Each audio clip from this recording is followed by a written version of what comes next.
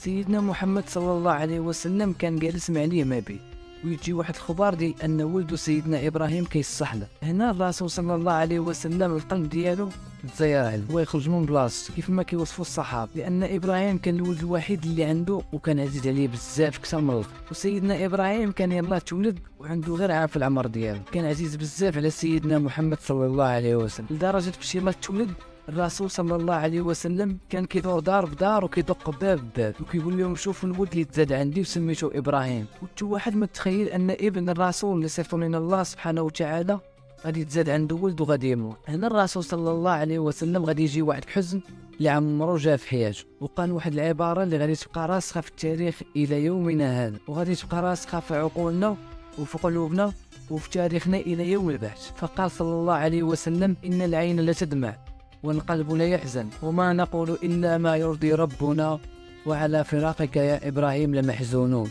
كان الرسول صلى الله عليه وسلم حتى عينه حمروا بشدة البكاء. تخيل معايا انت ولا انتي مثلا كتسمع شي واحد من عائلتكم ولا غير قريب لكم في الحمامات قلبك كيتزير عليك وكيبقى فيك الحب. عاد إلا مات الابن ديالك كيفاش غادي يكون هذا الشعور هذا؟ والله ثم والله إلا القلب لا يحزن والقلب ديالك كيتزعزع من بلاصتو، واخا تكون واصل أكبر درجة من الإيمان. ولكن شوف الحكمة ديال الرسول صلى الله عليه وسلم: وما نقول إلا ما يرضي الله. الله سبحانه وتعالى عنده واحد الحكمة اللي المسلمين كاملين عارفينها. الله سبحانه وتعالى مبغاش يخلي مورا خاتم الأنبياء شي ابن باش ما ينوضش صداع على الخلافة يكذبوا كلام الله، حاشا ولله. بغى جميع أبناء ديال محمد صلى الله عليه وسلم يموتوا قبل منه باش دوز الخلافه للصحابه رضوان الله عليهم اللي عاشوا مسيره طويله مع الرسول صلى الله عليه وسلم. وهنا اقوال كثيره وكلام كثير. وقبل ما نكمل بغيتكم تهبطوا ترحموا على ابن الرسول صلى الله عليه وسلم وتصليوا على سيدنا محمد عليه الصلاه والسلام. الرسول صلى الله عليه وسلم غادي يشد ابنه ابراهيم وغادي يدفنه في القبر. ومن تحط سيدنا ابراهيم في القبر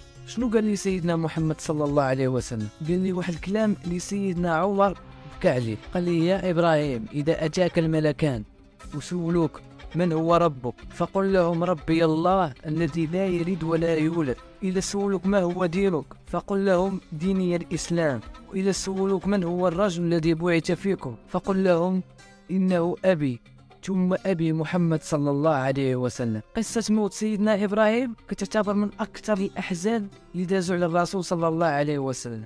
وإلا عجبكم الفيديو فخليوها لي في الخاص ولا في التعليق، وغادي نحاول ندير سلسلة ديال الرسول صلى الله عليه وسلم بمناسبة شهر رمضان المبارك. وكنتمنى من القلب ديالي أن يوفقني الله سبحانه وتعالى في السلسلة ديال سيدنا محمد صلى الله عليه وسلم، وعلاش لا حتى باقي الأنبياء رضي الله عنهم. وهنا غادي تكون سنة الحلقة ديالنا، وبغيت نقول لكم السلام عليكم.